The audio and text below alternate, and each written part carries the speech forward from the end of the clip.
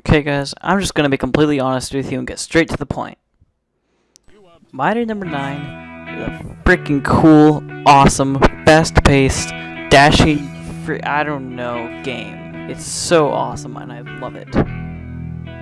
Why is it awesome, you ask? And I thought people were giving it horrible reviews. Well, here's why it's really freaking good. Well, sorry, let me start on why it's not as bad as people think. You see, what people seem to be really angry about is its unoriginality. They're saying that it's too much like Mega Man, and all the characters are the same, and the playstyle is the same, and sure, I agree. But that's not something that you shouldn't base how good a game is just by its unoriginality. I'm sure there's a ton of games that are really unoriginal, like 20XX. That game's a lot like Mega Man, and yet it's gotten great reviews. But just because Mighty Number 9 is too much like Mega Man, it's from the same developer, people are like, "Ah, man, this game is terrible." So another disappointing thing about Mighty Number 9 is apparently its graphics. People seem to really not like its graphics. They say that it's. I've actually read it that I've read a bunch of Mighty Number 9 reviews, a bunch of negative ones, just to see what people are talking about, and they're saying that it looks like it's from the PS2 era. And I'll agree with them. They aren't the best, but I still think it's a very fun game to play. I don't base a game's level of fun off its graphics. I base it off of simply how good it is. Bad gameplay would probably be like boring or too complicated or something. But good would be like this, where it's simple and it's fun to play. It's just fun. I don't think anybody should base a game's level of fun off of its graphics. But that's just my opinion. You see, when I first played Mighty Number 9, I wasn't trying to compare it to Mega Man. I was looking for good, honest gameplay, and that's exactly what I found. I found good gameplay. Its gameplay is fun. It's at a good pace. I really like the combo system and the dash system. Those are all amazing. You see what I love about one thing that I love about Mighty Number 9 is the dashing ability. It's like you could argue that Mega Man X had almost the same dashing move, but it didn't. This dashing move is different. Not only can you absorb enemies, but you can also do it in midair. And one reason that I love the dashing move so much is that it was also incorporated into much of the level design, like dodging enemies, or reaching places that you can't normally reach, or getting to places quicker than usual, or just simply traversing the map.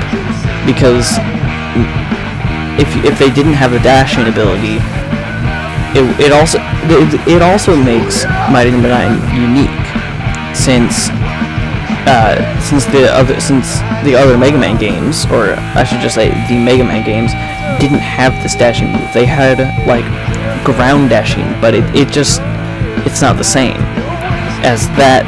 You can't do in rapid succession like in Mighty Number 9. You have to repress the buttons and stuff.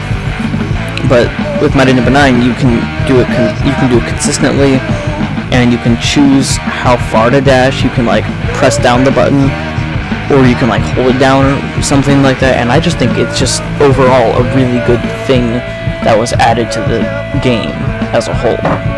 Another thing that I love about Mighty Number 9 is its level design, as it's taken a lot of inspiration from the old Mega Man games, but then added new twists on it. Like, I believe he's Mighty Number 7 or 5 or something, whatever his name is, or whoever it is, Brandish, the sword Mighty Number or something.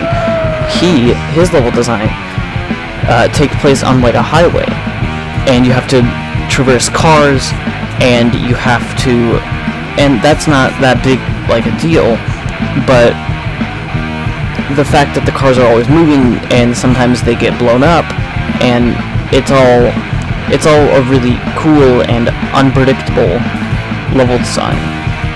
And Mighty Number 8, Countershade, he has an awesome level where you have to find him. You have to find Countershade throughout the level. You don't just go through it.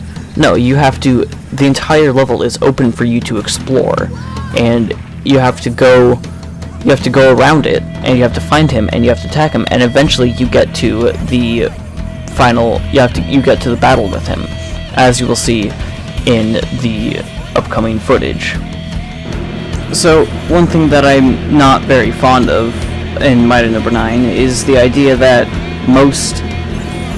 some abilities, or raise selection, or I don't even know what they're called honestly, but some abilities are more or less useful than others, and I'm not a very big, I don't really like that much, because it kind of like puts off the balance, the typical balance that most of us are used to from the original Mega Man games. We would use one ability for one boss. We wouldn't use multiple abilities for one boss. Although it does create that kind of thing where you can use multiple abilities for the same boss, and you can use them to like strategize your attacks. So you could use like the ice ability, and then use the and then while they're slowed down, you can use the missile or fire or whatever or something, and you can do like extra damage while the ice is damaging them, and that is a really cool idea. That's a really cool thing to add into the game. But in the original Mega Man, in the first Mega Man, you would use one thing and you would know pretty much what to use them on. Like, Cutter would cut the electricity wire or something, or like rock, paper, scissors. The rock would smash the scissors. It's not like that anymore. It's more like these abilities are all a thing, and you can kind of use them whenever you want. And it's also kind of hard to tell when to use them and what bosses to use them, which it could be a bad thing or it could be a good thing, but it kind of lets the player like choose what they want to do. They could be like, well, I think that I know how to use this thing really well, so I'm going to use that a lot. But yeah, and I just kind of find it, I just wanted to say that because like it has been a minor point that I've seen in some reviews recently about how the weapons are unbalanced, and some are really good and some are really bad, and yeah. But despite that, I still think that the gameplay is solid, and the level design gets better. It's still good, but it gets much better as you progress through the game. And despite the fact that it is unoriginal, the graphics are bad, and the voice acting is terrible, and the weapons are somewhat unbalanced, I still think it's a great game, because I don't care. The only thing I actually care about in that is the weapon unbalancing. Nothing else in that sentence I just said I care about.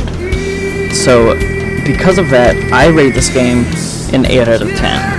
Because I think it is very fun to play, and I don't let the media get like control of me and say like, well, because IGN said it was bad, that obviously means that it's a bad game, or at least because they said it's disappointing, that doesn't mean it's disappointing. Just because somebody says that it is disappointing or good doesn't mean that it is bad or good. I think it's a great game. I love it. I find it fun to play, but you may not, because you who are watching may be somebody who is interested more in graphics. and I understand that. Kind of. I still don't know why people judge a game based on its graphics, because I think that's just absurd. But, yep, hope you liked the video. Thank you for watching. I want to know what your comments are about this new style of video that I'm doing, because this is kind of a test run, and I honestly am not really know what I'm doing. I don't know too well what I'm doing. I'm just kind of talking about things, and if you've made it this far in the video, I really just wanted to say that I am sorry for misleading you, because technically this is a commentary. What I meant to say was I don't want to do any more Let's Plays. I do not like doing Let's Plays. If I had more confidence in like my voice, which I probably do now, I probably would do more Let's Plays. But I just don't really like doing them because, well, first of all, I'm a little self-conscious about my voice. But another reason is because I just don't enjoy doing that. I would rather play the game on my own time or with my friends than do it for somebody who I don't even know who's watching. But yeah, thanks. Thumbs up, thumbscribe. Have a great day.